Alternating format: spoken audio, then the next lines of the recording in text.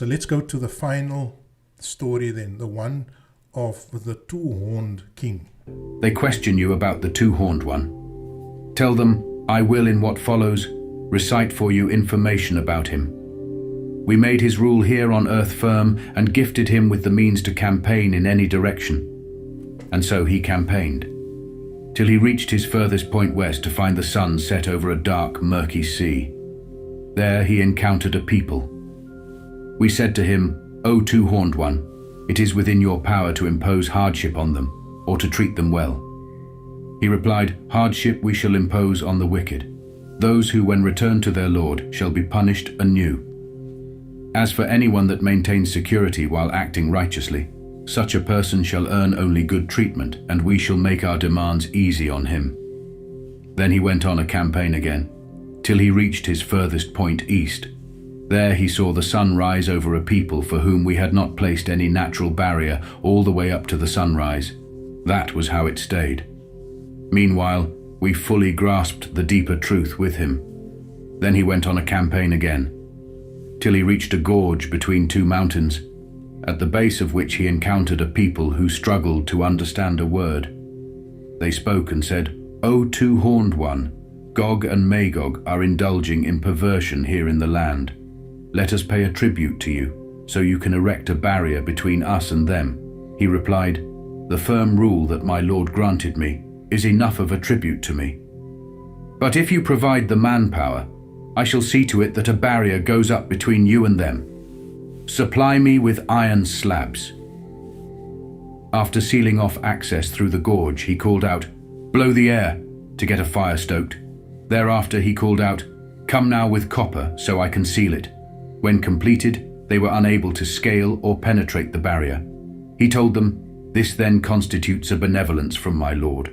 Only when the promise of my Lord comes to pass one day shall he reduce it to dust, and the promise of my Lord always comes to pass. Now, again here, some comments on this particular translation. There are scholars, there are translators who have translated the word karnain not to two horns, but to two generations or two peoples or two epochs or two eras. And that's a perfectly reasonable translation. The word qarn can refer to horns or to epochs. The lesson in this particular one for me is that this king is a just king because when he becomes the sovereign over the people of the West, God tells him that you now have the power to inflict hardship on these people or to be kind to them. And his response is, my Lord, I will be kind to those who uphold security, peace, and behavior is amicable. And I will be harsh on those who are corrupt and evil. That is the essence of a good leader or a good government or a good king. And of course today, the hardworking are taxed to death and the rich are given an easy life. And that is the exact antithesis of what a just and good government should be like. Of course, the two other cases is the one where he travels to the far east and he encounters a people in a simple state of life. Probably a very rural environment, probably a very independent environment where the individuals are able to fend and to survive on their own. And his decision in that case is, according to the best interpretation or reading of the verse, is to just let them be. And then of course we come to the third case, is the case where he encounters people who are suffering oppression and they appeal to him, they say to him, look, help us.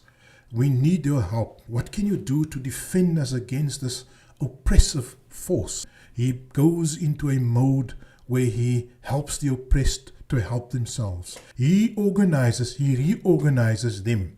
He lets them bring the elements that make the wall, and he makes them provide the labor. And so what a beautiful story of a king or a government that reorganizes society so that that society can defend itself from its oppressor.